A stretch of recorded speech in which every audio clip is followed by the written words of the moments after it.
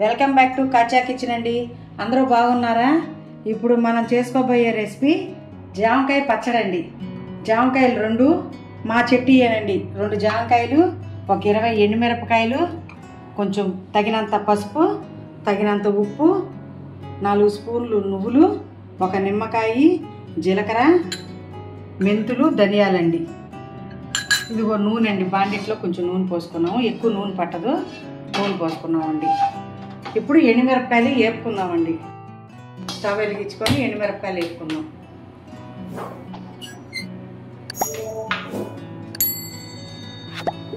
పక్కన స్టవ్ వెలిగించి కొంచెం నువ్వులు దోరగా వేయించుదామండి. దోరగా వేయించాలి, నూనెలో వేయించకూడదు. నువ్వులు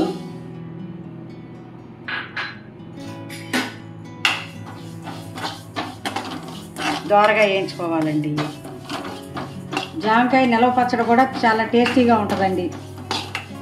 ఇప్పుడు దీంట్లో ధనియాలు, మినపప్పు వేసుకుంటున్నామండి.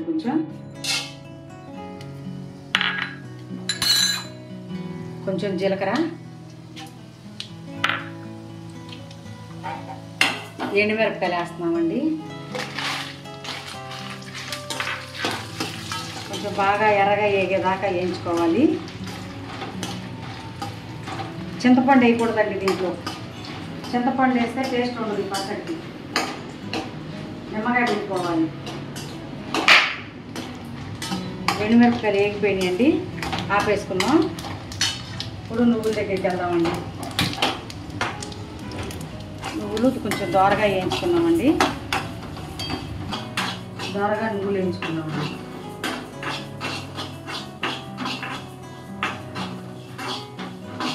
బీరకాయలు పచ్చడి చేసుకుంటున్నారు అనుకుంటున్నారేమో.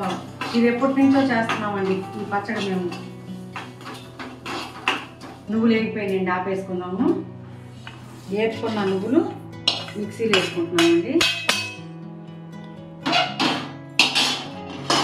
ఎండుమిరపకాయలు కూడా వేసుకున్నామండి.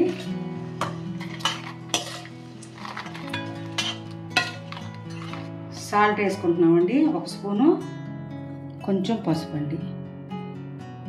మిక్సీలో వేసి ఒక తిప్పుదాము. నిమ్మకాయ పిండుకుంటున్నామండి. మిక్సీ వేసుకున్నాము పచ్చడి, నిమ్మకాయ పిండుకుంటున్నామండి.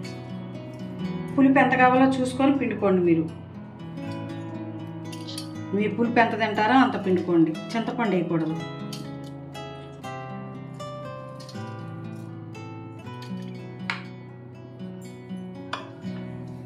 ఇప్పుడు స్టవ్ వెలిగించుకొని తిరగమాత పెట్టుకుంటున్నానండి. ఇందాక మనం వేయించుకున్నాం కదండి, అదే బాండిట్లో తిరగమాత పెడుతున్నానండి.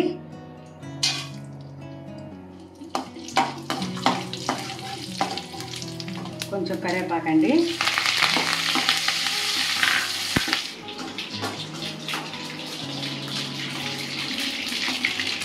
మిరపకాయలండి వేగిపోయిందండి.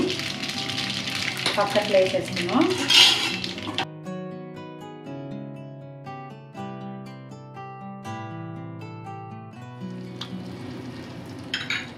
గుమ్మగుమ్మలాడే జామకాయ పచ్చడి అండి. మీకు నచ్చినట్లయితే లైక్ చేయండి, సబ్స్క్రైబర్ చేయండి, షేర్ చేయండి. జామకాయ పచ్చడి. Bye friends.